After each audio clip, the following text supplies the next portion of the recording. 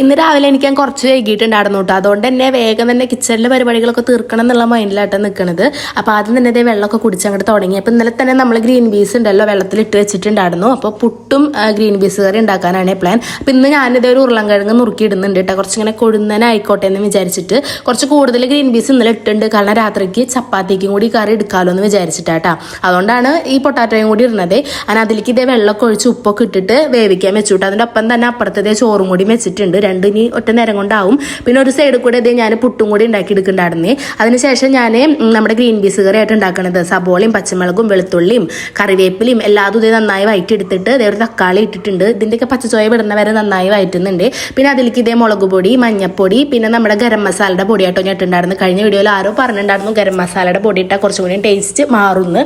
അപ്പം ഞാൻ ഇപ്രാവശ്യം അതായിട്ടിട്ടുണ്ടായിരുന്നത്. അങ്ങനെ പൊടികളുടെ പച്ചച്ചോയൊക്കെ വിട്ടതിന് ശേഷം ഞാൻ വേവിച്ച് വെച്ച ഗ്രീൻ പീസ് ഇത് അതിലേക്ക് ഇട്ടുണ്ട് കേട്ടോ. ഞാൻ നന്നായി വേവിച്ചെടുക്കാറുണ്ട് കേട്ടോ. ഞാൻ എപ്പോഴും പറയാറുണ്ട്. എന്നിട്ട് അതിൻ്റെ മുകളിൽ കൂടെ അതേ കുറച്ച് പച്ച വെളിച്ചെണ്ണയില്ലേ ഫ്രഷ് ആയിട്ടുള്ളത് അതൊന്ന് തൂവി കൊടുത്തിട്ടുണ്ട്. അതൊന്നും കൂടി അതിങ്ങനെ തിളച്ച് വരാൻ വേണ്ടി വെച്ചിട്ടുണ്ട്. ആ നേരം കൊണ്ട് അതേ ഞാൻ ഉപ്പേരിക്കുള്ളതും കൂടി അരിഞ്ഞെടുത്തു കേട്ടോ. ക്യാരറ്റ് ആയിരുന്നത് നമ്മുടെ തേജുവിന് കൊടുത്തയക്കാനാട്ടോ. അവനിപ്പോൾ ഉപ്പേരിയെ കൂടുതൽ ഇഷ്ടം, ഒഴിച്ചുകറിയോട് വലിയ താല്പര്യമില്ല. അങ്ങനെ കുട്ടീനെ ഇതേ കുളിപ്പിച്ച് തമ്പാട്ടിനൊക്കെ തൊഴുതിട്ട് ഉണ്ണി ഇതേ കഴിക്കായിരുന്നു കേട്ടോ. അപ്പോൾ അവൻ പുട്ടൊക്കെ അവൻ തന്നെ ഇരുന്ന് കഴിച്ചോളി. പിന്നെ അവനുള്ള ചോറാക്കി ക്യാരറ്റ് ഉപ്പേരി ആക്കിയിട്ട് അവനിങ്ങനെ ഉപ്പേരികളൊക്കെ ഉണ്ടെങ്കിൽ അവൻ അത് തന്നെ വാരി കഴിക്കും. പിന്നെ കുറച്ച് പപ്പടാട്ട വെച്ചിട്ടുണ്ടായിരുന്നു. അപ്പോൾ പപ്പടം മിനിഷായിട്ടും പുട്ടിൻ്റെ കൂടെ കഴിക്കാൻ വേണ്ടിയിട്ട് അവിടെ കൊണ്ടുവച്ചിട്ടുണ്ടായിരുന്നു. അപ്പോൾ അവിടെ നിന്ന് ഇതേ പപ്പടം ആക്കുന്നുണ്ട്.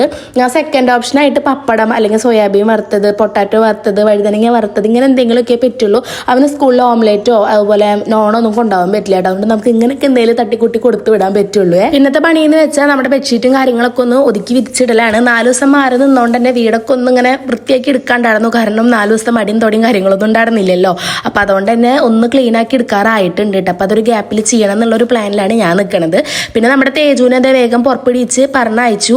ഇന്നെന്തായാലും ഇപ്പോൾ ക്ലീനിങ്ങോ കാര്യങ്ങളോ നടക്കില്ല. കാരണം ജിമ്മിനൊക്കെ പോണ കാരണം ഞാൻ 2 ദിവസം കഴിഞ്ഞിട്ട് ഒരു ലീവ് എടുത്തിട്ട് അങ്ങോട്ട് ചെയ്യാമെന്നാണ് ഇപ്പോൾ വിചാരിക്കുന്നത് കേട്ടോ. അപ്പോൾ അത് വേഗം തന്നെ അവനെ പുറപ്പിടിച്ച് പറഞ്ഞയക്കുകയാണ്. അപ്പോൾ എന്തായാലും ഇന്നത്തെ വീഡിയോ ഇത്രയുള്ളൂ. അടുത്ത വീഡിയോയിൽ കാണാം കേട്ടോ. ബൈ.